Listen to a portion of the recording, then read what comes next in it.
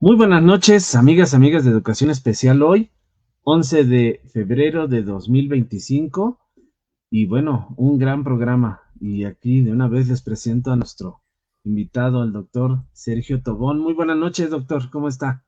Sí, muy buenas noches, Alfonso. Encantado de estar contigo de nuevo en este programa tan especial y tan esperado por todas las personas que te siguen en las diferentes redes sociales. Sí, bastante expectativa generó esto. El doctor nos compartía y también en sus redes él publicaba pues algunas preguntas que quisieran hacer, porque está trabajando justamente.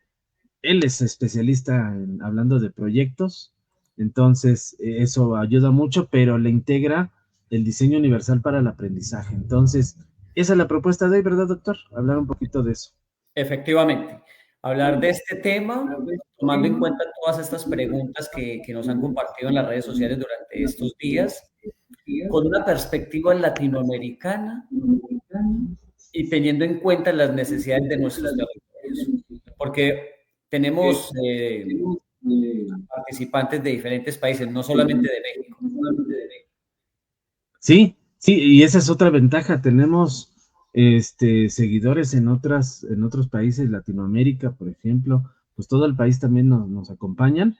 Y bueno, primero, escríbanos de dónde nos acompañan hoy, mientras les voy leyendo un poquito de la trayectoria del doctor. Gracias. Entonces, ¿quién es el doctor Sergio Tobón? Bueno, es doctor en educación por la Universidad Complutense de Madrid en modelos educativos y políticas culturales. Ha recibido 8 doctorados honoris causa de prestigiosas universidades latinoamericanas e internacionales por esta contribución al desarrollo del modelo pedagógico de la socioformación. Autor y coautor de 39 libros sobre temas como socioformación, pedagogía de proyectos, evaluación socioformativa, publicados en varios países y ha escrito más de 175 artículos, en diferentes revistas científicas indexadas y desde 2009 presidente permanente reside, permanentemente en México, donde además de ser integrante del Sistema Nacional de Investigación, el SNI, ha colaborado con entidades internacionales como la Organización de Estados Iberoamericanos y otras. Y bueno, vamos a empezar. Esa es parte de la trayectoria del doctor. Nada más leímos un cachito, de lo más importante, pero hay más que hace el doctor. Y bueno, pues los invitamos, les digo, a escribir de dónde nos acompañan. Y la primera pregunta, doctor, para poder empezar este diálogo que usted nos pueda ir haciendo, ¿qué es exactamente el diseño universal para el aprendizaje? ¿Y por qué es un diseño? Esa sería la primera que le haría, Sí, doctor. sí, muy importante esta pregunta, que hay que responder más allá de la teoría que tenemos en los libros y en los artículos, y es con una visión latinoamericana. Em, para abordar esta pregunta, hay que considerar que el diseño universal para el aprendizaje es un proceso de planeación continuo en el cual buscamos que todos los estudiantes aprendan, que se formen de manera integral, que no tengan ninguna barrera para alcanzar los propósitos educativos que se tienen. Y para ello, entonces, buscamos que todo el grupo de estudiantes con el cual vamos a trabajar logre estos propósitos de tal manera que las actividades se articulen con sus necesidades, con sus intereses, con su ritmo de aprendizaje, pero también con las características de sus entornos económicos, sociales y culturales. Entonces, en ese sentido, el diseño universal del aprendizaje es un diseño porque es ante todo un proceso de planeación continuo, no un proceso que se hace antes de ir a clase y ya, no. Es un proceso que se hace antes, durante y después de las sesiones que tenemos con los estudiantes. A medida que vamos trabajando con ellos, vamos haciendo cambios y modificaciones en las actividades, como también en los recursos y en los espacios físicos. No es una propuesta que se enfoque en cada estudiante y que sea entonces un proceso de aprendizaje individualizado. No, ese es un mito que hay, que el diseño universal del aprendizaje es individualizado. No, el diseño universal del aprendizaje se aplica con todo el grupo, solo que buscamos que en ese plan de trabajo quepan todos, que todos aprendan y considerar en la medida de lo posible sus intereses, obviamente. Sí, doctor, y justo pensaba también en otro elemento. Cuando hablamos también de diseño y esta parte de universal, tendríamos que pensar en accesibilidad. ¿Cuál es la diferencia entre esa accesibilidad y lo que es el proceso de inclusión? Porque luego también ahí hay confusiones. Efectivamente, se confunde el diseño universal del aprendizaje con el proceso de inclusión. A ver, el proceso de inclusión es en general, es la cultura. Es la cultura que debemos tener todos los seres humanos de apoyarnos los unos a los otros para que todos tengamos acceso a la educación, a la salud, a un ambiente adecuado, a los servicios públicos, etc. Que no hayan seres humanos que no tengan estos servicios, sino que todos los tengan, también con equidad. Y el diseño universal del aprendizaje es el que se aplica concretamente en las instituciones educativas para asegurarnos que los procesos didácticos de evaluación y de gestión de recursos sean accesibles a todos los educandos. Que no haya ningún educando que se quede sin aprender porque las actividades no se ajusten a sus ritmos de aprendizaje o a sus características o a sus condiciones. Entonces, el diseño universal del aprendizaje es como tal una metodología concreta, especializada, basada en el funcionamiento de las redes neuronales. Y la inclusión es el proceso general y amplio, que no solamente incluye a la educación, sino a toda la sociedad. Muchas gracias. De todas formas, ahorita vamos a ir profundizando con algunos elementos de estas implicaciones del diseño universal y luego cómo irlos integrando en estos procesos de trabajo por proyectos. Pero vamos a hablar un poquito de mitos, que también ahí hay muchas situaciones que también están alrededor del diseño universal para el aprendizaje. Y hay incluso hay mucha confusión, ¿no? Se piensa que es lo mismo que la inclusión y que este trabajo del diseño universal nos lleva a esa parte, que sí nos lleva, pero tiene como base la accesibilidad. ¿Nos podría aclarar en este sentido qué significa esto y cuáles sean los principales mitos respecto al diseño universal para el aprendizaje? Sí, muy importante esta pregunta. Yo llevo recorriendo México hace 3 años y en el recorrido por todo el país, trabajando con escuelas, con zonas escolares y con colectivos docentes, me he encontrado ante todo 4 grandes mitos que se los estoy compartiendo en esta diapositiva. Mitos que nos bloquean en este proceso de implementación del DUA. El primer gran mito es que el diseño universal del aprendizaje solamente es para estudiantes con discapacidad. La respuesta es no. El DUA no es solamente cuando tengamos estudiantes con discapacidad o con dificultades severas de aprendizaje. El DUA es para aplicarlo con todos los estudiantes, con los grupos que tenemos, buscando que todos ellos tengan las mejores condiciones para aprender y formarse de manera integral. El segundo gran mito es que a veces tenemos la idea inconsciente de que el DUA implica crear materiales para cada estudiante que correspondan a sus ritmos de aprendizaje.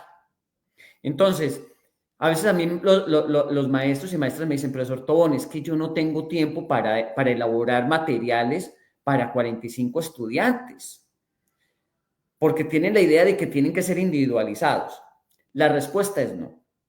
El DUA no implica elaborar materiales para cada estudiante, aunque en un plano elevado uno lo podría hacer. El DUA, ante todo, es que los materiales sean accesibles a todos los estudiantes y posibiliten el aprendizaje, considerando sus distintas características. Entonces, los materiales deben ser variados y conectar las distintas redes y también los diferentes sentidos. El tercer mito es que el DUA implica un exceso de trabajo. Y hoy sabemos que los maestros pues ya tienen mucha carga académica y administrativa. Y entonces a veces dicen, pero si yo además de lo que ya tengo, me dicen que tengo que agregar el DUA, pues ¿cuándo lo voy a hacer? Porque esto implica mayor planeación. Y la respuesta es no. El diseño universal del aprendizaje lo podemos integrar perfectamente en las planeaciones cotidianas que hacemos e ir paso a paso avanzando. No tenemos que comenzar con una implementación perfecta del DUA, sino que podemos ir de forma progresiva, que les voy a explicar más adelante ya cuando estemos trabajando los proyectos. Entonces podemos empezar con unos cuantos elementos e ir avanzando. Y el mito 4 es que cuando se trabaja el DUA se va en contra del currículo oficial, en contra de las evaluaciones externas, en contra de los indicadores, etcétera. Y eso no es así. El DUA se articula también con el currículo que esté establecido. Por ejemplo, en México, el DUA se articula perfectamente con los programas sintéticos a través de la territorialización que se hace en el programa analítico. Y bueno, ya tú también mencionabas otro mito y es que se confunde con inclusión y eso no es así. Yo puedo tener una política inclusiva y eso no implica que esté implementando el DUA. La implementación del DUA requiere que aborde una serie de principios en los procesos de planeación y de trabajo con los estudiantes que vamos a ver más adelante. Ok, doctor, muchas gracias. Y eso se va a ir, pues ahorita nos lo va a ir compartiendo el doctor. Y bueno, otro de los elementos principales con los que se basa el diseño universal para el aprendizaje son las neurociencias. Y esta base de este componente es interesante también poderlo compartir. Sobre todo cuando hablamos de la plasticidad cerebral como un elemento también para poder garantizar que se vayan estableciendo más redes neurales y eso favorezca el aprendizaje. ¿Eso es un mito, doctor? ¿O es un elemento científico? Bueno, a ver, aquí hay varias cosas que hay que tener en cuenta. En el diseño universal del aprendizaje también hay una serie de mitos basados en lo neurológico. Como por ejemplo el hecho de que una persona puede aprender todo lo que quiera y que la velocidad del aprendizaje es la misma en cualquier edad. Aunque tengamos plasticidad neuronal y podamos aprender en cualquier etapa de la vida, el ritmo es distinto. Y esto lo sabemos. O sea, cuando ya estamos un poco más grandes, también aprendemos, pero aprendemos con un ritmo un poco más lento, más espaciado.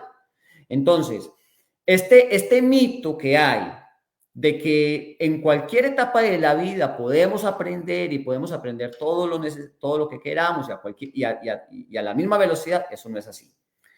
Ahora bien, cuando se habla de que el diseño universal del aprendizaje está basado en el funcionamiento neuronal, lo más común es ir a las 3 grandes redes neuronales, las redes afectivas, cognitivas y estratégicas, pero eso no es así. El diseño universal del aprendizaje no solamente se basa en estas 3 grandes redes. El diseño universal del aprendizaje se basa en todos los conocimientos científicos que tiene la neuroeducación. Les voy a compartir una pequeña síntesis de estos grandes principios neurocientíficos. Voy a referirme solamente a 4. El primero tiene que ver efectivamente con la neuroplasticidad, pero entendiéndola en su justa medida, como la capacidad que tiene el cerebro de reorganizarse y formar nuevas conexiones neuronales durante toda su vida, pero con diferente velocidad y también con diferentes características. Entonces, esto nos lleva a que en el diseño universal del aprendizaje tenemos que buscar que todos nuestros estudiantes aprendan independientemente de su nivel inicial y de sus condiciones. Y si hay un estudiante con discapacidad, también intervenir en ese estudiante que tiene discapacidad para que aprenda y se forme de manera integral por esta neuroplasticidad que tenemos en el cerebro. El segundo principio avalado en la neuroeducación es la atención selectiva, que consiste en que el cerebro se enfoca en ciertos estímulos mientras se filtran otros. Y entonces, ¿qué tenemos que hacer cuando aplicamos el diseño universal del aprendizaje? Tenemos que evitar sobrecargar al cerebro de mucha información, de muchos estímulos o de muchos materiales a la vez, que este es un error muy común en esta área. Porque cuando nos vamos a los principios de las 3 grandes redes neuronales, todos estos principios dicen que hay que presentar múltiples medios, múltiples estrategias, múltiples recursos, y a veces nos olvidamos de este principio neurológico, que también tenemos que tener un control en eso para potenciar la atención selectiva del cerebro.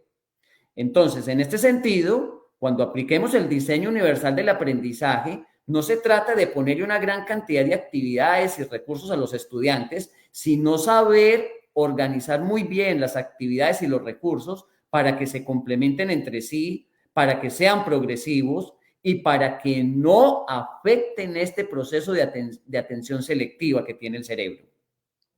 Un tercer principio es la multimodalidad sensorial, que en otras palabras consiste en que los seres humanos aprendemos a través de los diferentes sentidos y combinando sentidos. Por ejemplo, está muy bien establecido en la ciencia que aprendemos mejor cuando nos explican un tema y de manera complementaria nos muestran un video o un esquema o una infografía o un mapa conceptual o un ejemplo. Entonces, cuando apliquemos el diseño universal del aprendizaje, es importante ir determinando cómo combinar bien las actividades y recursos para que potencien esta multimodalidad sensorial. Y finalmente tenemos las neuronas espejo, el principio de las neuronas espejo. ¿Qué significa este principio? Significa que los seres humanos aprendemos más con el ejemplo, imitando a otros seres humanos, trabajando de manera colaborativa. Entonces, cuando el ser humano ve a otro ser humano haciendo una actividad, se activan toda una serie de neuronas en el cerebro que se abren al aprendizaje, a establecer conexiones. Entonces, en el diseño universal del aprendizaje, hay que establecer actividades de imitación, de modelamiento, de trabajo colaborativo, de aprender unos de otros, entre los estudiantes, con el docente, con algunos expertos si es posible, etc. Y así hay otros principios como tal. Pero es muy importante que siempre que abordemos el diseño universal del aprendizaje, hagamos una pequeña revisión de todos estos principios de la neuroeducación y no solamente de las tres grandes redes, como es lo más común en la bibliografía y en los cursos que continuamente hay. Sí, y justo pensar en estos 4 principios nos ayudarán a poder entender también de qué manera podemos brindar, desde qué materiales ofrecemos a nuestros estudiantes, cómo presentamos la información de diferentes modos, ¿no? Cómo activamos desde la parte emocional ese deseo de aprender, esa curiosidad, y sobre todo también el cómo les pedimos que nos muestren lo que van aprendiendo. Ahí en ese elemento, yo creo que el poder garantizar el que propiciemos actividades que estimulen todos los sentidos nos va a ayudar a generar nuevas redes neurales. El poder favorecer desde estas múltiples medios de poder representar la información, pues le ayudan a poder seguir aprendiendo, doctor, que es lo que nos va usted ahorita diciendo con todos estos elementos, ¿no? Efectivamente, efectivamente, sí. Tener en cuenta todo el funcionamiento cerebral y apoyarnos en estos principios. Sí, y justo estos elementos nos van a apoyar porque se integran de manera, así como usted nos lo platicó, de manera natural en los proyectos, Eso. en esta metodología de proyectos. Y entonces, ahí vendría la pregunta, ¿qué son los proyectos, doctor? Muy bien. Vamos con los proyectos. A ver, eh, a mí continuamente, cuando yo voy a una escuela, me dicen, profesor Ton, aquí llevamos ya mucho tiempo trabajando proyectos. Y entonces yo les pregunto a veces a los docentes, bueno, pero ustedes cómo trabajan los proyectos, ¿no? Pues es que les ponemos a los estudiantes a hacer diversidad de tareas. Consultar un tema, leer un libro, hacer una exposición, por ejemplo, en preescolar, recortar, pegar, dibujar, compartir lo que hicieron el fin de semana. Y a veces yo veo que a eso le llamamos proyectos. Y por ejemplo, a mí en Facebook, una de las preguntas que hacían era esta, de si estas tareas son proyectos o no, porque también una maestra estaba preocupada y nos escribió preocupada. Y a ver, un proyecto, para que lo tengamos claro, no es una tarea. Un proyecto no es una actividad mecánica. Un proyecto no es una actividad aislada. Un proyecto es un proceso que implica analizar críticamente un problema en un territorio determinado. Y con base en ese análisis crítico, construir propuestas de solución de forma colaborativa. Yo esto lo tengo bien claro en una diapositiva, una pequeña infografía. Se las voy a compartir para que esto ayude a una mejor comprensión. Si en lo que la va poniendo, quiero Aquí mandar un saludo a este doctor Ismael García sí, Cedillo, está siguiendo la transmisión. Entonces quería mandarle un saludo al doctor Ismael García Cedillo que anda por acá. qué bueno. Aquí, miren, yo he construido, trabajando con los maestros y maestras de todo el país y también de otros países como Perú, Chile, Colombia, Cuba, unos criterios básicos de lo que es un proyecto sociocrítico con una perspectiva latinoamericana. Y hemos identificado 5 elementos clave que debe tener un proyecto sociocrítico para que realmente sea un proyecto. Primero, abordar un problema de la comunidad, del territorio, un problema ambiental, un problema económico, un problema político, un problema de salud mental, un problema de tecnología, como también un problema de convivencia, etc. Segundo, buscar plantear soluciones a ese problema que generen algún proceso de transformación en el territorio. Y este proceso de transformación puede ser tomar conciencia, generar empoderamiento, construir alternativas, analizar críticamente las soluciones que se han dado para aprender de esas experiencias, o también irnos a la realidad y resolver el problema. Y otras veces abordar el problema de una manera simulada, cuando no es posible ir allí a la realidad donde se presenta por cuestiones de orden público o cuestiones ambientales. Un tercer criterio es que en un proyecto se deben desarrollar habilidades de pensamiento crítico, pero no las habilidades tradicionales que nos han mencionado en la literatura, sino habilidades de pensamiento crítico con un enfoque latinoamericano, como muy bien se plantea en la nueva escuela mexicana, que implica sensibilización, cuestionamiento, análisis profundo, indagación en diversas fuentes, articulación de distintos saberes, flexibilidad y humildad. Otro criterio es que los proyectos deben ser pertinentes tanto para los estudiantes como para la comunidad. Y en ellos se debe abordar tanto el proceso como el producto. Yo he visto que con mucha frecuencia se le da demasiada importancia a los productos, a los entregables, y eso no debería de ser así. En los proyectos, ante todo, le deberíamos dar más importancia al proceso y a la participación de los estudiantes. Y finalmente, un proyecto debe abordar el trabajo colaborativo. En otras palabras, en un proyecto se debe buscar que los estudiantes se apoyen los unos a los otros, como también la articulación de los estudiantes con otros actores, como docentes, familias y personas de la sociedad. Eso sería un proyecto. Y entonces así un proyecto puede durar poco, puede durar unas cuantas sesiones, puede durar varias semanas, varios meses, pero que ante todo no sea una tarea, una actividad mecánica de recortar, pegar, hacer una exposición, presentar un resumen, etc. Muchas gracias, doctor. Bueno, ahí ya nos plantea qué es un proyecto, porque sigue habiendo mucha confusión en qué es, y esto creo que nos va a ayudar para poder compartir. Por aquí nos preguntan, Matilda López, esta grabación aquí queda en el canal, en Facebook, y la vamos a compartir también en el canal de YouTube de Educación Especial Hoy, y también en las redes del doctor, ahí queda grabado. Pues ahí lo pueden ustedes seguir.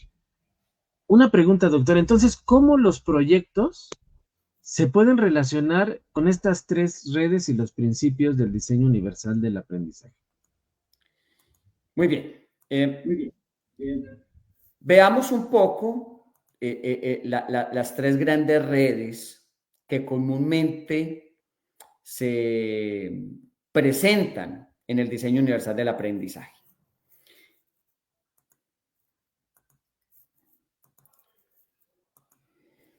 Las tres redes son las redes afectivas, las redes de reconocimiento y las redes estratégicas.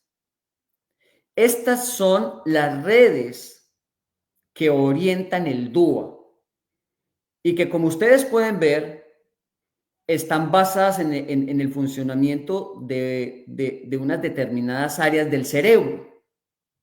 Entonces, las redes afectivas funcionan más que todo en la parte interna del cerebro.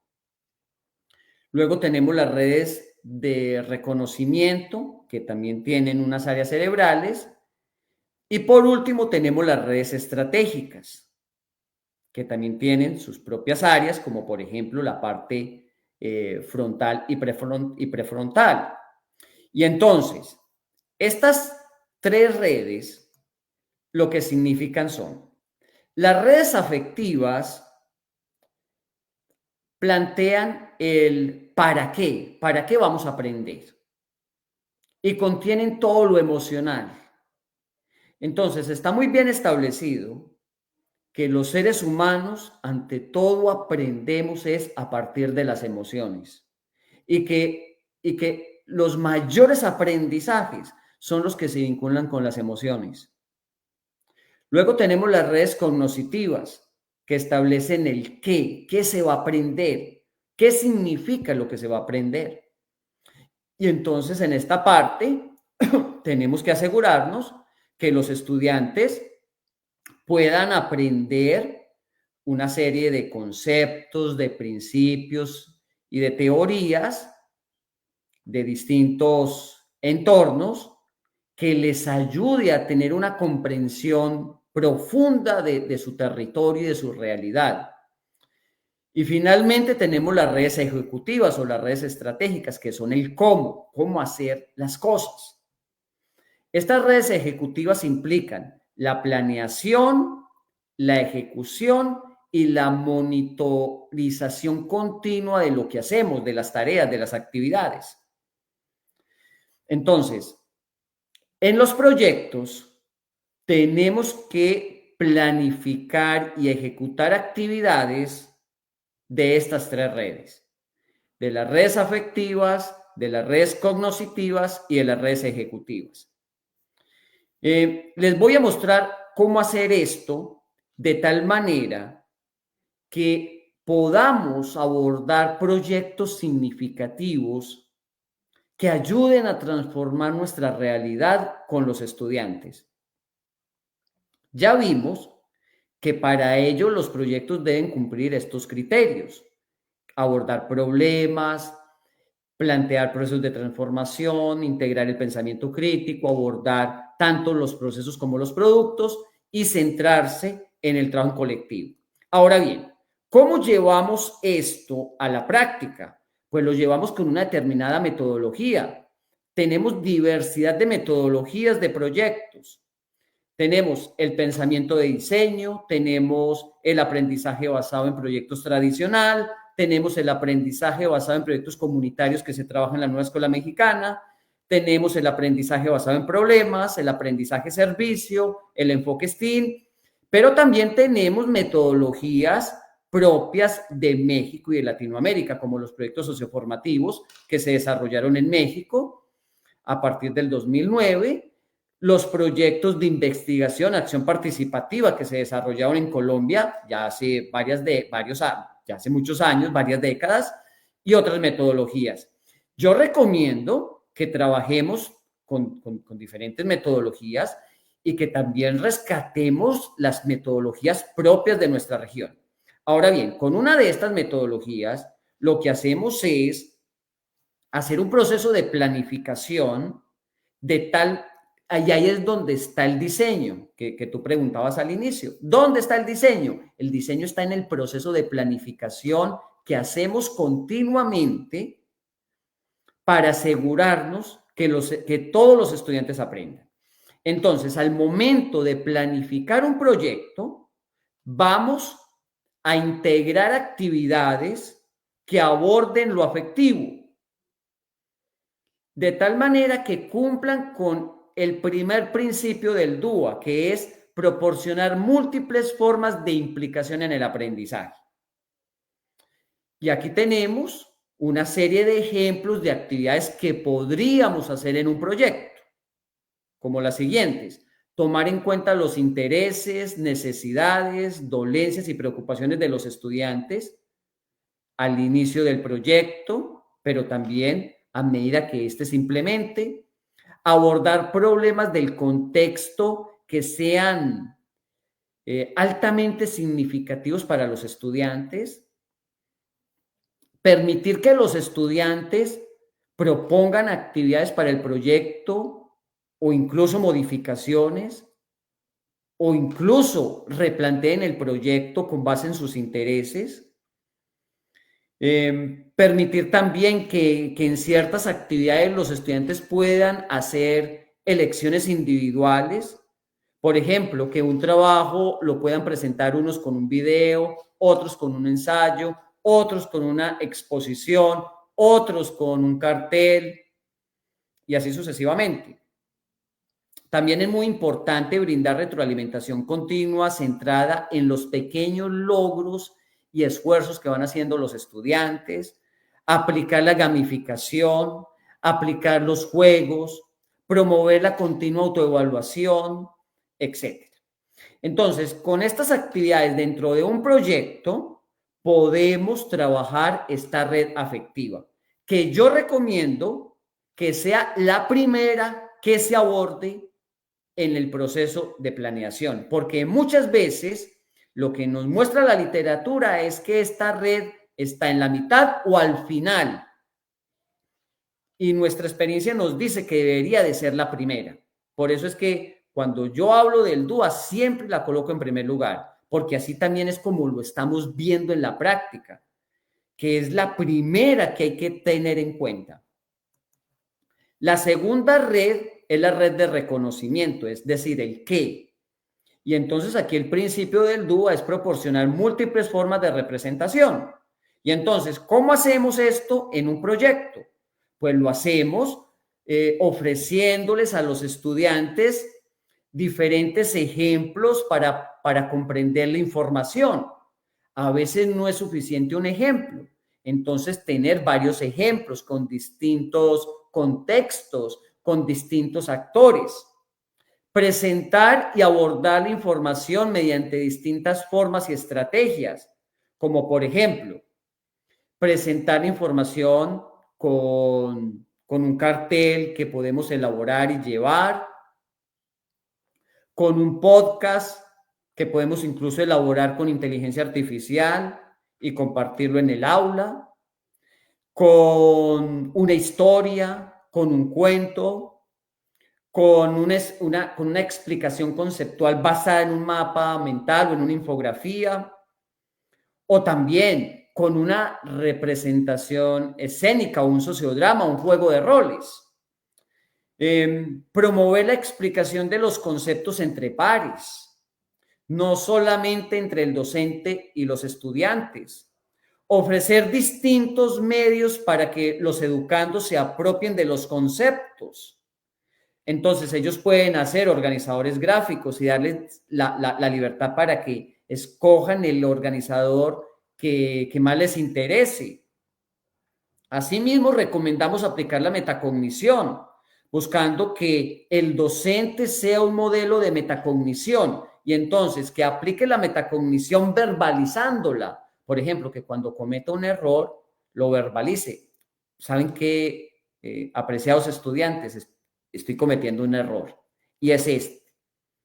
Entonces, ahora lo voy a corregir y lo voy a corregir de esto. Ayúdenme, por favor, a hacer la valoración, a ver en qué medida logro corregir el error. Ahí está modelando la metacognición, que recordemos que es un principio clave del funcionamiento cerebral con las neuronas espejo. Por eso es que los principios generales de la neuroeducación los tenemos que tener como base y no es suficiente basarnos en estas tres redes para aplicar el DUA, como muchas veces se plantea en Internet y en la bibliografía. Y finalmente tenemos la red estratégica o la red ejecutiva, que nos habla del cómo hacer las cosas. Entonces, aquí el principio es proporcionar múltiples formas de acción, expresión y monitoreo respecto a las metodologías y a las actividades. Y entonces, ¿esto cómo se aborda en un proyecto? En un proyecto podemos realizar actividades como las siguientes.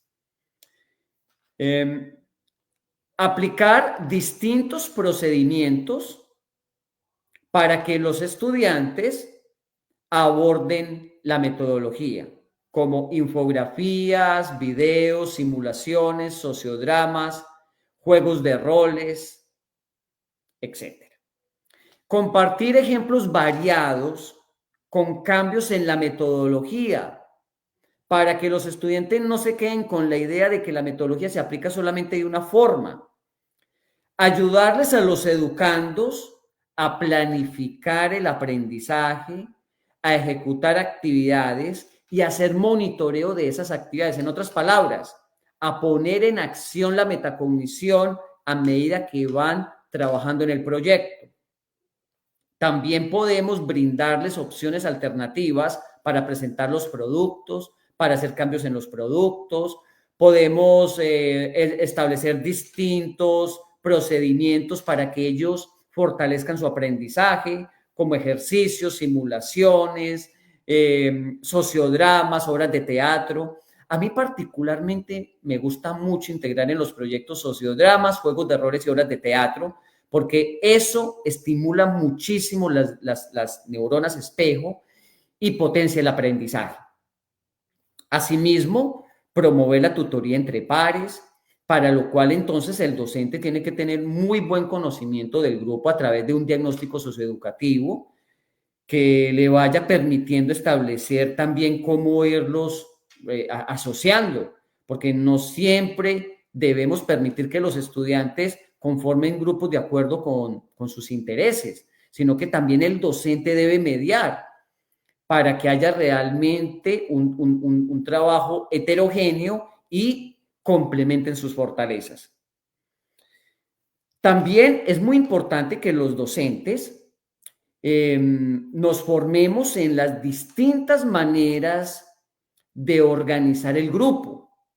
Entonces, unas veces podemos trabajar actividades de manera individual, otras veces en binas, otras en equipos, otras con el gran grupo, pero también tenemos que tener formas distintas de organizar el aula, unas veces en filas, otras veces en forma de U, otras veces en forma de círculo. Entonces hay que ir variando estas maneras de organizar el espacio, aunque con mucha frecuencia tenemos limitaciones en las escuelas, pero dentro de esas limitaciones tratar de hacer pequeños cambios que se articulen mejor con las actividades. Entonces, así podríamos implementar el DUA en cualquier metodología de proyectos, como ya vimos. Bastante interesante, doctor. En el caso de las personas con discapacidad, sí, también lo ideal es que este diseño, estas propuestas en los proyectos, pues garanticen esa participación de ellos. Sin embargo, no vamos a profundizar, pero en algunos casos, pues se van a requerir algunos ajustes razonables para ellos en una necesidad específica, porque a lo mejor en ese diseño puede haber algunas situaciones específicas para ciertas personas. Y que eso, bueno, desde del mismo marco del DUA, pues también nos dice, ¿no? Cuando eso también no se puede, tendremos en algunos casos hacer algún ajuste razonable. ¿Usted cómo lo ve desde esta perspectiva que se ha trabajado, doctor? Sí, muy importante. Muy importante. Cuando tenemos estudiantes con discapacidad, no es suficiente el diseño universal del aprendizaje. Porque ese también es otro mito. Que si ya tenemos el diseño universal del aprendizaje, ya listo. No. Y eso no es así. Tenemos un estudiante con discapacidad.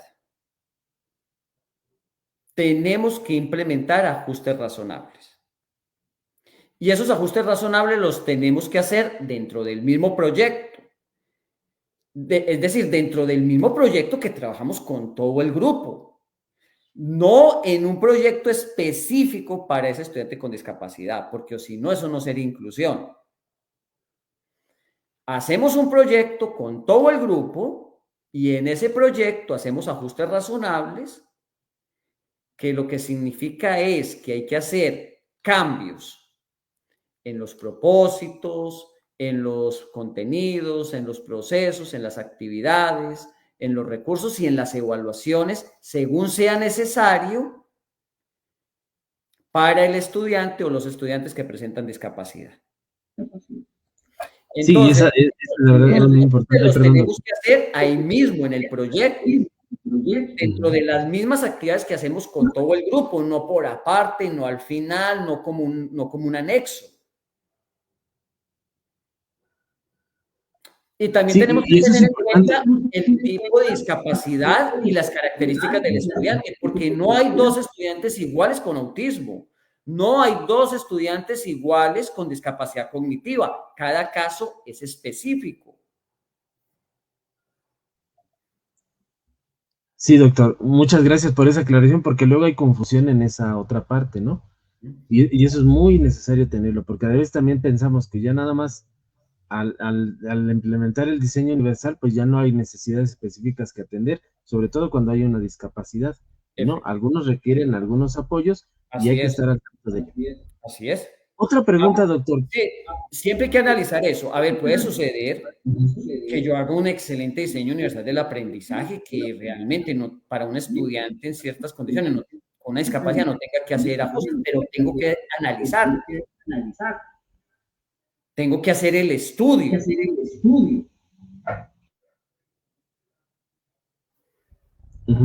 Sí, sí, sí, doctor. Gracias por ese punto. Y otro también punto muy importante que fue una pregunta que le hicieron, tiene que ver con las escuelas multigrado. Ah, sí. México se caracteriza porque casi el 50, entre el 45 y 50% de las escuelas a nivel nacional son multigrado o unitarias. ¿Qué reto tienen ellos? Que tienen de todos los grados. Y ahí también hay una situación muy, de mucha duda y de mucha pregunta. ¿Qué hacer en una escuela multigrado y cómo implementar el diseño universal para el aprendizaje? Sí, sí, muy bien. A ver, efectivamente, México se caracteriza por un alto porcentaje de escuelas multigrado que muchas veces no están representadas en los procesos de formación continua, en lo que se trabaja en los consejos técnicos escolares y en las políticas, que como que están olvidadas y resulta que son la mitad o la mayoría. Entonces, son una prioridad en México y también en otros países hay un alto número de escuelas multigrado. A ver, ¿qué hemos aprendido nosotros en la práctica, en el terreno, trabajando con colectivos docentes? Que todo debe partir de un buen diagnóstico socioeducativo. ¿Quiénes son nuestros estudiantes? ¿Cuáles son sus intereses? ¿Cuáles son sus necesidades? ¿Cuál es el entorno sociofamiliar en el cual viven? ¿Cómo es la economía? ¿Cómo es el ambiente? ¿Cómo son sus relaciones sociales? ¿Cómo son sus juegos? ¿Para qué? Para que a partir de este diagnóstico socioeducativo prioricemos los problemas que son comunes a los diferentes grados que están integrados, ¿cierto? Por ejemplo, si yo tengo una escuela multigrado con estudiantes de los 5 grados o de los 6 grados, como me ha tocado ver, o una escuela de telesecundaria multigrado con estudiantes de los 3 grados de telesecundaria, que eso todavía es bien más retador. Debemos partir de los problemas que son comunes a todos. Entendiendo problema no como una dificultad o un vacío necesariamente, sino como un reto de transformación, que puede ser una necesidad, un bloqueo, una barrera, una situación de interés, un proceso social altamente significativo, etc. Entonces, a partir del diagnóstico socioeducativo, deberíamos de establecer esos problemas comunes, como ya lo dije, esos retos significativos, esos retos que tienen sentido para nuestros estudiantes de los diferentes grupos que están integrados y luego hacer proyectos comunes. Un proyecto de lenguajes comunes para los grados integrados. Un proyecto de saberes y pensamiento, un proyecto de saberes y pensamiento científico también para los grados que están integrados. A partir del problema común. Luego, también establecer actividades comunes. Por ejemplo, vamos a partir de un juego, el mismo juego con todos los grupos, con los estudiantes de todos los grados. Vamos a hacer un análisis de saberes previos, el mismo análisis de saberes previos con los estudiantes de todos los grados, solo que varío la profundidad de las preguntas. Entonces, es la misma actividad, pero lo que varía es la complejidad de la actividad. Voy a contarles una historia. Perfecto. voy a contarle la historia, pero luego voy a tener variaciones en cómo trabajar esa historia, dependiendo del grado. Y así sucesivamente.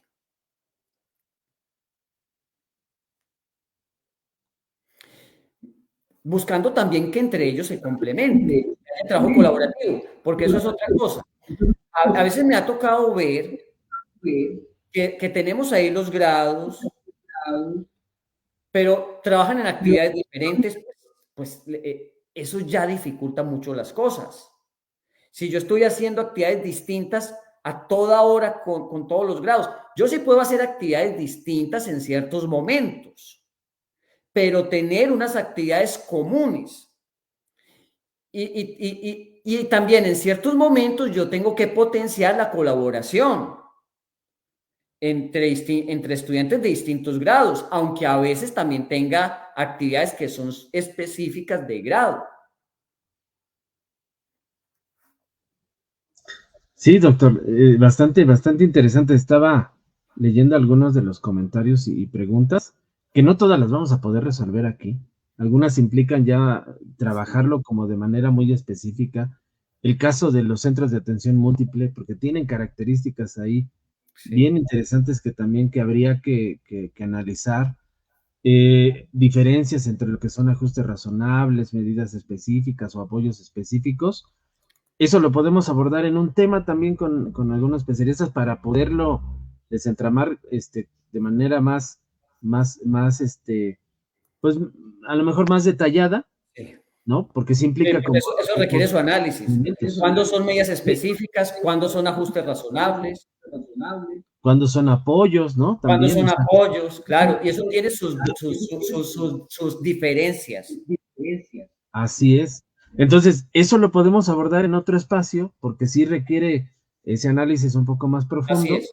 porque aquí la idea es cómo desde el diseño, desde estas propuestas del trabajo por proyectos, podemos incluir el diseño universal para el aprendizaje en esas generalidades. Esa es la intención de hoy. Hay preguntas que voy a anotar para poderlas trabajar de manera más específica, pero para poder ir trabajando estas preguntas que ya le habían hecho al doctor, voy a ir a una siguiente. Ya nos habló de la escuela multigrado, de los retos que tiene, ya hablamos un poco de lo que implica el contar con algunos o tener algunos alumnos con discapacidad, con situaciones más específicas, pero también es importante hablar de esos proyectos socioformativos donde el doctor estos últimos años ha Pensé tenido... que no íbamos a llegar a esa pregunta que nos iba a abordar. No, sí, la vamos a tocar. Le Qué digo, bien. estos otros elementos creo que los vamos a abordar. Vamos a buscar algunos compañeros que nos puedan Sí. profundizar en estas preguntas que dejan acá, pero creo que en las generalidades hay que abordar esto, ¿no? Porque hay que preguntarle a usted, proyectos socioformativos, ¿cómo se integran en el diseño universal para el aprendizaje? Eh, Y la última para abordarlo en esta parte de cierre, ¿qué pasa con el DUA y la nueva escuela mexicana? bueno, vale. Ahí están esos tres para abordarlas. Vale, bueno, una disculpa para todas las preguntas que llegaron y que no se pueden abordar por tiempo. Y yo encantado de abordar el tema de los proyectos socioformativos y la nueva escuela mexicana, que es algo que me apasiona y que trabajo todo el tiempo. Yo dejé una gran cantidad de actividades académicas, la mayoría por dedicarme a esto, a recorrer el país, a trabajar con los docentes en los territorios. Y en este proceso construimos con los docentes en las escuelas esta metodología, los proyectos socioformativos. Esta metodología no la copiamos de Estados Unidos, ni de Europa, ni de Asia. La fuimos tejiendo de manera colaborativa. Desde el 2002, yo trabajaba con docentes en Colombia, en Bolivia y en Chile, y ahí se fue construyendo la idea de los proyectos formativos, con un énfasis en el abordaje de problemas. Pero fue en México, a partir del año 2008-2009, que es desde el año en el cual yo tengo residencia permanente en este país, un país que amo, que replanteamos toda la metodología y que prácticamente comenzamos a construir una nueva metodología, que son los proyectos socioformativos. Los proyectos socioformativos se equiparan al enfoque STEAM, al aprendizaje basado en problemas, al aprendizaje servicio, al aprendizaje basado en proyectos comunitarios, entre otras metodologías. Pero, ¿cuál es la particularidad de esta metodología? Que aborda las características de la cultura latinoamericana, que no abordan otras metodologías que simplemente trajimos de Europa o de Estados Unidos, como el enfoque STEAM, el aprendizaje basado en problemas, el aprendizaje basado en proyectos y el aprendizaje servicio. Ninguna de esas metodologías son propias de Latinoamérica. Y entonces, todas estas metodologías que hemos traído desde afuera no abordan las características del latinoamericano. ¿Cuáles son las características de los latinoamericanos? Las características más sobresalientes son la reciprocidad, el vínculo con la comunidad y el territorio, la flexibilidad, la apertura, el poder actuar en la realidad con intuición, con un enfoque más pragmático, el tener la posibilidad de cambiar las cosas a medida que se estén haciendo. Y entonces es por eso que los proyectos tienen estas características. Voy a compartirles aquí una diapositiva que refleja esto ya para finalizar. Aquí la tengo. Los proyectos socioformativos, mire.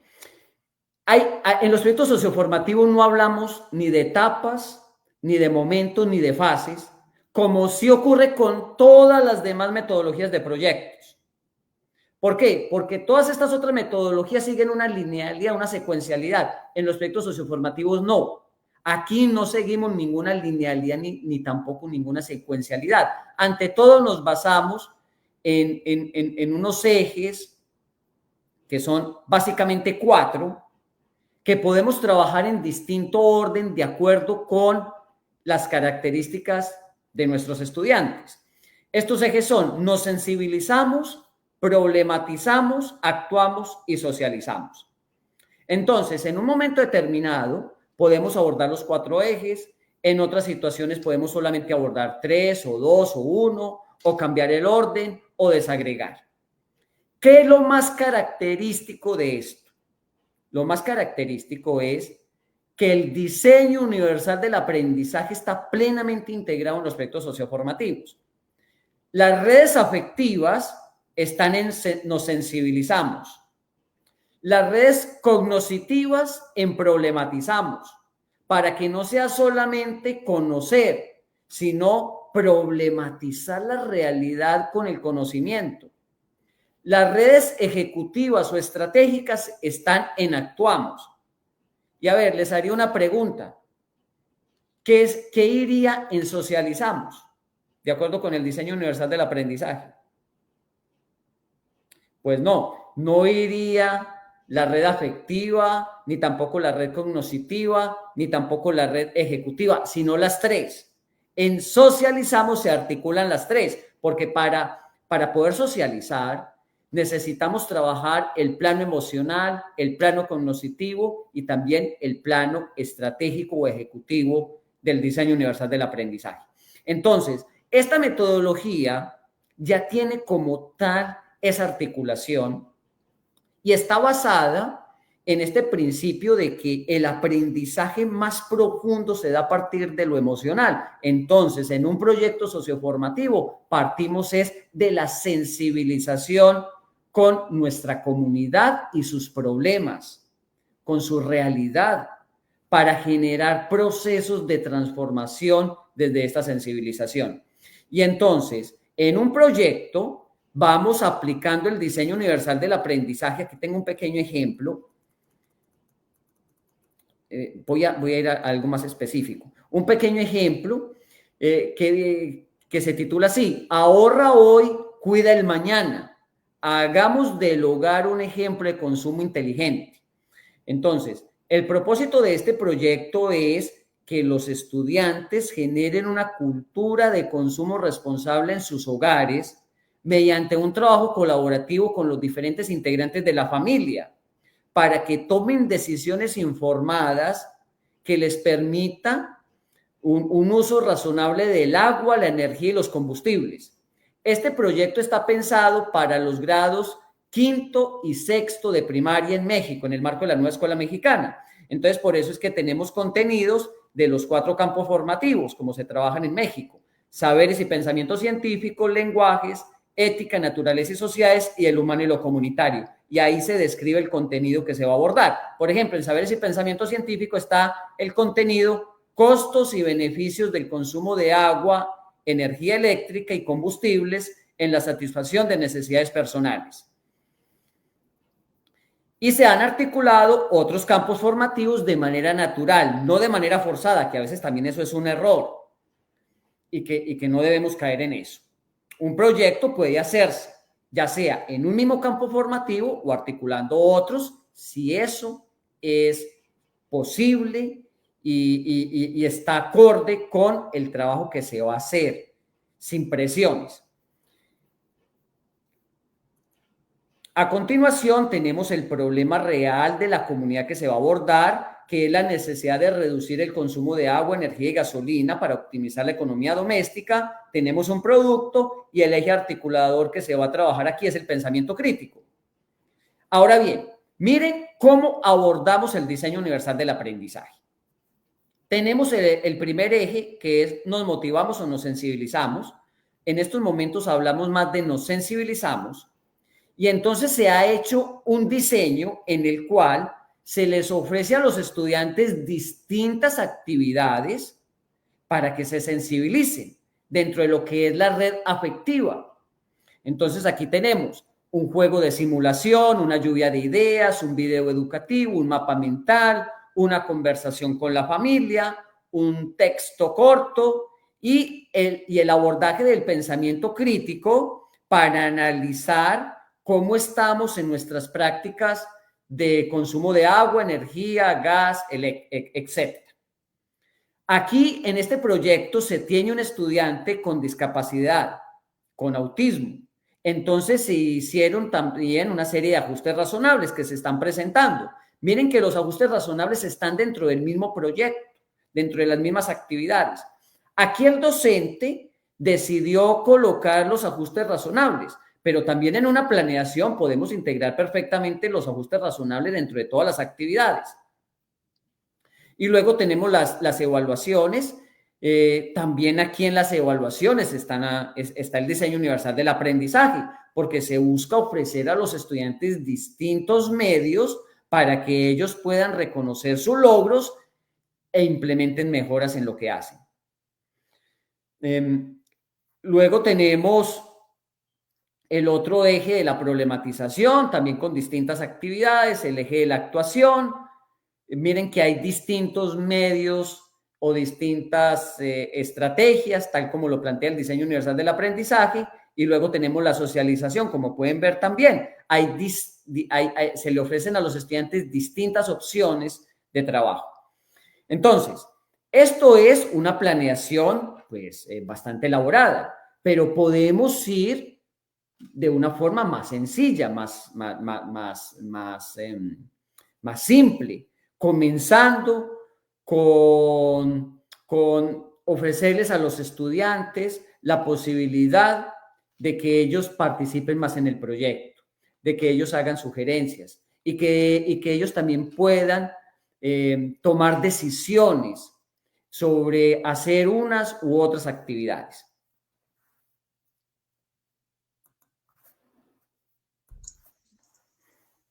Híjole, bastante interesante todo lo que hoy nos compartió.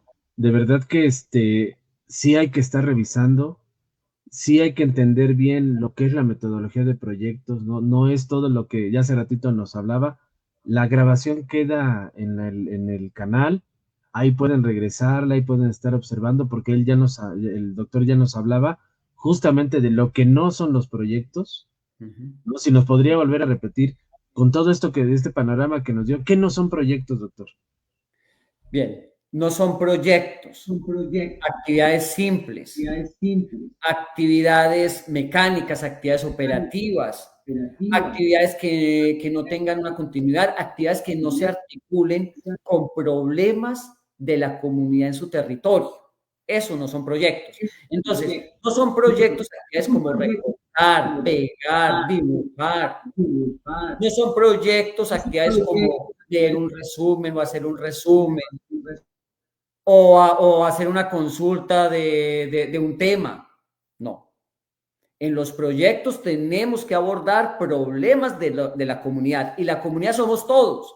La comunidad no es la población que está afuera, no. La comunidad somos los estudiantes, los docentes, las autoridades, las familias, la población y el ambiente natural con la fauna y la flora, en un plano local, regional, nacional y global. Doctor, y un tema que por aquí comparten es el de los materiales y los recursos, porque cuando hablamos también de diseño, uno de los puntos también principales es el uso de la tecnología. Efectivamente. Pero reconociendo cómo estamos, ¿no? En esta parte del recorrido que usted ha hecho por varios países y lo que implica México, el tema de los recursos parecería que podría ser un obstáculo, uno, para el trabajo por proyectos, pero también para la implementación del diseño universal para el aprendizaje. ¿Cómo resolvemos esa parte, doctor, en todo este recorrido que usted ha hecho? A ver, no es un obstáculo. A ver, la tecnología no es un obstáculo para implementar los proyectos y el diseño universal del aprendizaje, porque como ya les dije, esto se puede hacer de manera gradual. No tenemos por qué empezar con una gran planeación, no, podemos empezar de una forma más sencilla, buscando ofrecerles a los estudiantes la posibilidad de que participen más en el proyecto, de que puedan elegir determinadas actividades, determinados productos, etcétera, y luego ir agregando más opciones y variaciones. Ahora bien, sí es deseable en el contexto actual abordar la tecnología, sobre todo a partir de los 12 años o 13 años con los estudiantes. ¿Para qué? Para que desarrollen las habilidades tecnológicas necesarias y puedan participar en esta sociedad digital que ahora ya tiene como centro la inteligencia artificial. Pero para eso también debemos buscar que nuestras instituciones educativas tengan buena conexión, porque muchas veces no tienen internet, y si tienen internet, la señal es tan baja que no permite realmente hacer ninguna actividad o trabajar con un recurso multimedia.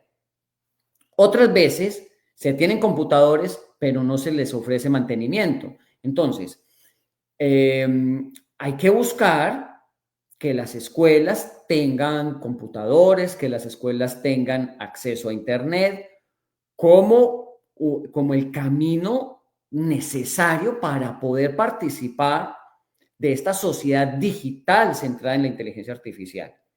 Pero si eso no lo tenemos en este momento, aún así podemos trabajar perfectamente el diseño universal del aprendizaje y los proyectos con los recursos que tengamos en nuestro territorio.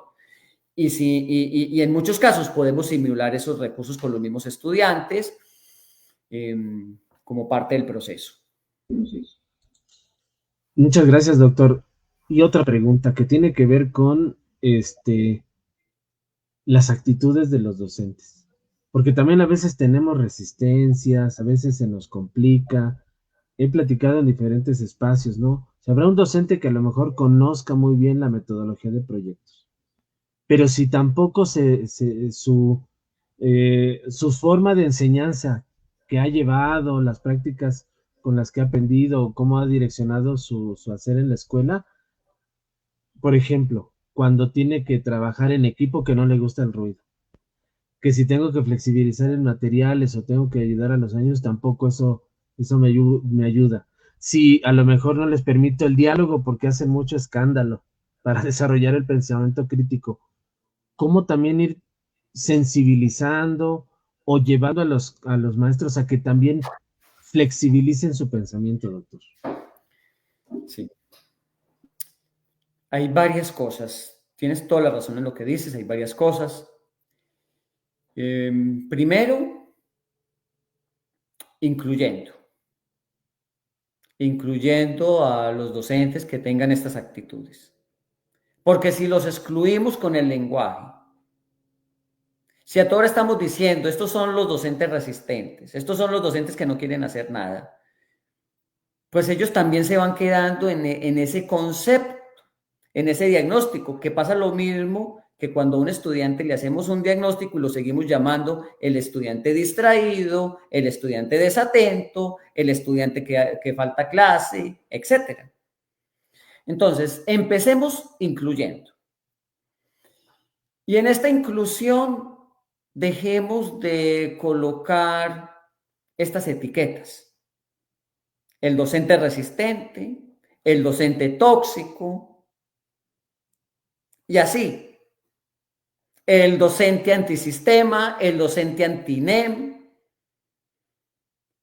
o los amantes de la NEM, porque esa es la otra vía, no. Somos un colectivo con diferencias, pero también con semejanzas. Y es que estamos en una noble profesión, en la profesión más importante de todas, que debemos valorar en primer lugar los docentes. Somos nosotros los que le debemos de dar toda la categoría y colocar esta profesión como la más importante de todas. Y asimismo exigirle a la sociedad y a los gobiernos que se asuma como tal, que la educación sea la profesión más valorada en la sociedad. En segundo lugar, trabajar con el ejemplo, haciendo procesos de modelamiento. No siempre quedarnos mostrando las planeaciones, sino también compartir experiencias de clase, actividades con los estudiantes. Porque yo creo que a veces esto es lo que llama más la atención de otros compañeros. Ver como los cambios en el grupo, como por ejemplo logramos que un estudiante que tenía muchas dificultades al inicio las fue superando poco a poco, trabajando con sus pares, desarrollando una metodología de trabajo y así sucesivamente. Entonces, compartir estas experiencias. Socializar, hacer diálogos francos, con sinceridad, no diálogos planificados, no diálogos basados en un guión, les voy a hacer estas preguntas, no, un diálogo abierto, franco, sin libretos, sin fórmulas, sin guías, sin trayectos, que construyamos narrativas, pero desde la realidad, como son, no con un guión. Y que estas narrativas estén basadas también en las emociones, en lo que sentimos. Eso también ayuda, el diálogo. Y Sí. luego la formación continua. Y luego también la formación continua. Pero buscar una formación continua que sea pertinente, que se ajuste a nuestras necesidades, porque todavía en muchos casos la formación continua está desligada de las necesidades que tienen los docentes, porque siguen con temas muy abstractos que no son los que se requieren en la cotidianidad de las escuelas.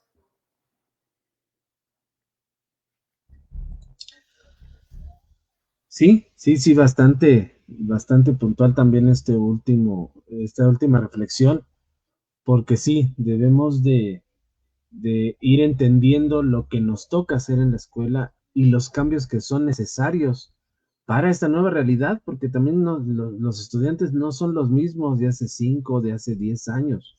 O sea, la pandemia también nos vino cambiar la forma en cómo los estudiantes se venían conduciendo y cómo la escuela estaba, ¿no? Y creo que ahí tenemos un gran reto por ir trabajando, doctor. Pues, híjole, bastante interesante. Eh, pues ya llevamos más de la hora, Sí. pero creo que está muy rico todo lo que hoy se abordó. Nos quedan sí unos pendientes que ya comentábamos, esto de los ajustes razonables, las medidas específicas, los apoyos, para poder dialogarlo en otro espacio, porque también requiere darle ahí pues profundidad. Eso. Que nos queda también el trabajo con los centros de atención múltiple, porque ahí también hay un un gran reto también por hacer, pero lo que sí creo es que no podemos pensar que las personas con discapacidad, sobre todo cuando hablamos de un centro de atención múltiple, no puedan llevar este pensamiento crítico, no se pueda trabajar en la parte colaborativa. O sea, esos elementos que usted nos Porque decía. el diseño universal del aprendizaje no es para ellos, no, el diseño universal del aprendizaje también es para los CAM. La nueva escuela mexicana, con todos sus principios, es para un CAM. Así como a una escuela regular le pedimos el programa analítico, también el CAM debe llevar el programa analítico. Y esto que está diciendo usted me parece muy importante. Los procesos de problematización, de transformación y de pensamiento crítico son comunes y también los podemos trabajar perfectamente en los CAM.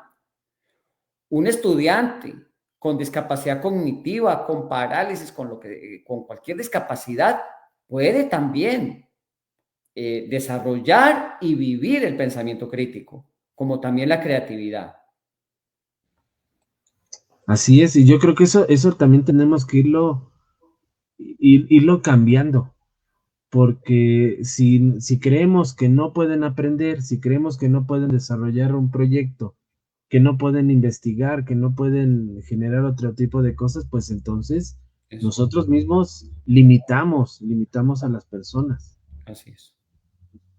¿no? Entonces, nos queda pendiente este abordaje del CAM. Si hay alguien aquí que esté escuchándonos, acompañándonos hoy, estas más de 150 personas que se han conectado, ha tenido experiencias también con este desarrollo en estos espacios, pues también les sería importante escuchar, ¿no? Y poder dialogar. Está Gaby Vargas, que es una compañera de nosotros que tiene una escuela de educación especial, donde ella trabaja mucho el diseño universal para el aprendizaje y lo pone en práctica con jóvenes con discapacidad, pues ahí tenemos esta parte. Entonces, yo creo que podemos compartir antes de dudar, ¿no? De que se pueda o no se pueda. Yo creo que hay muchas herramientas que podemos utilizar. Hoy el doctor nos dio un panorama bastante general del diseño universal para el aprendizaje, de la metodología por proyectos y cómo éstas se entrelazan y además caen muy bien en la nueva escuela mexicana. Eso. Aquí nos lo dijo hoy, ¿no? Entonces, compartan esta charla. Seguramente, doctor, si hay posibilidad, profundizamos en algunos de Sí. estos temas que hoy fueron muy generales, si nos puede apoyar, y pues trabajar aquí en estos espacios de construcción y de compartir experiencias, doctor. Yo le Sí. agradezco mucho el que se haya dado este espacio. No, te agradezco a ti por la invitación y darme la oportunidad de compartir estas experiencias con respecto a la tecnología. Es un tema también que estoy abordando en mi página de Facebook. Ahí comparto también actividades de tecnología y de inteligencia artificial con proyectos que estamos implementando en algunas escuelas. Ah, pues mire, si gusta, también podemos organizarnos para hablar de esto que está trabajando, de la inteligencia artificial y cómo esto también nos puede ayudar, porque también esa es la otra. Creo que estos recursos de la inteligencia artificial, con los saberes que tenemos, porque somos profesionales de la educación, podemos facilitarnos muchas de las tareas que Eso, hacemos, doctor, así es. ¿no? Creo que también son recursos que no estamos utilizando y que nos pueden ayudar a simplificar muchas tareas. De por sí ya Así. es muy pesada la docencia, ¿no? Ujú. Entonces, Efectivamente. implementar estos recursos va a ser magnífico. Efectivamente, en ChatGPT yo tengo una aplicación entrenada con más de 300 ejemplos de proyectos que aplican el diseño universal del aprendizaje y los ajustes razonables. Por si a alguien le interesa, pueden utilizar la aplicación gratuita en ChatGPT, buscan en GPTS, ahí con mi nombre, y ahí les va a aparecer esta aplicación. Y entonces, como bien lo decías, tenemos toda una serie de saberes, y entonces todos estos saberes que tenemos, más el diagnóstico socioeducativo de nuestros estudiantes, podemos articularlo con el apoyo de la inteligencia artificial para que nos ayude a personalizar más las actividades y recursos. Y entonces esto hace que el trabajo sea más sencillo y con una menor carga académica. Sí, y justamente algo de lo que siempre los maestros, no es que nos quejemos, pero nos sobrepasa son los tiempos, ¿no? ¿En qué espacios, en qué tiempos? En Efectivamente. pensar, ¿no? Porque a veces nos lleva mucho tiempo. Somos creativos, pero a veces sí nos puede llevar mucho tiempo. Y con estos apoyos de la inteligencia artificial, la verdad que teniendo los saberes, nos simplifica tareas en mucho tiempo. La Eso, verdad es que sí, eso. también Pero muy. no es para que la inteligencia artificial nos haga las planeaciones. No, no, no, Que no quede eso aquí. No, no estamos diciendo eso, nada. Estamos no. simplemente diciendo que si queremos, podemos apoyarnos en esta tecnología como un apoyo, como un recurso adicional para, para facilitar el trabajo. Pero somos nosotros los que a través del pensamiento crítico vamos a estar dirigiendo todo. La inteligencia artificial no nos va a dar el diagnóstico socioeducativo de los estudiantes. La inteligencia artificial no nos va a dar las características de un estudiante que tengamos con discapacidad o con una dificultad significativa del aprendizaje. Eso lo tenemos que tener nosotros, claro. La inteligencia artificial tampoco nos va a evaluar la pertinencia de la planeación, lo tenemos que hacer nosotros. Y muchas veces la evaluación que hagamos podrá ser no seguir precisamente esa planeación que nos dio la inteligencia artificial, si aplicamos el pensamiento crítico. Otras veces podemos decir con humildad, bueno, pues es que esta aplicación, pues le atinó bastante. Y entonces podemos retomar cosas que nos dé la inteligencia artificial, pero siempre con pensamiento crítico. Sí, es eso sin duda. Entonces yo creo que pues ya lo vamos comprometiendo un poquito, doctor, para que podamos abordar esto de la inteligencia Perfecto. artificial, cómo podemos aplicarla y cómo esto nos puede ayudar a acotar los tiempos, Sí. pero sin perder de vista esto que dijo. O sea, Y a nosotros trabajar tenemos. mejor con los estudiantes que tienen discapacidad o dificultades severas para el aprendizaje. Así es. Pues mire, ahí podemos organizarnos para darle profundidad al tema. Y de verdad, muchas gracias a todos los que nos acompañaron. Queda grabada la sesión hoy. De verdad que está muy interesante. La vamos a subir también al canal de YouTube de Educación Especial hoy. Está en las redes del doctor. Ahí ustedes la pueden seguir. Ahí queda para que la compartan.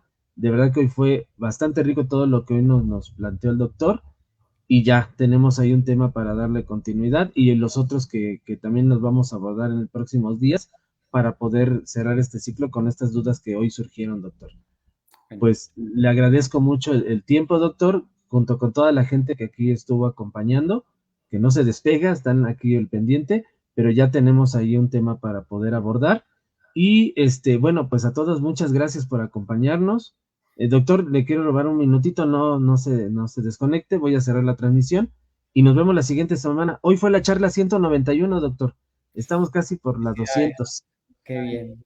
¿No? Entonces, ha sido un gran trabajo todos estos 4 años que llevamos con las charlas y vamos en la 191. Muy bien. Pues cierro la transmisión. Muchas gracias a todos. Descansen. Muchas gracias y denme unos minutitos, doctor.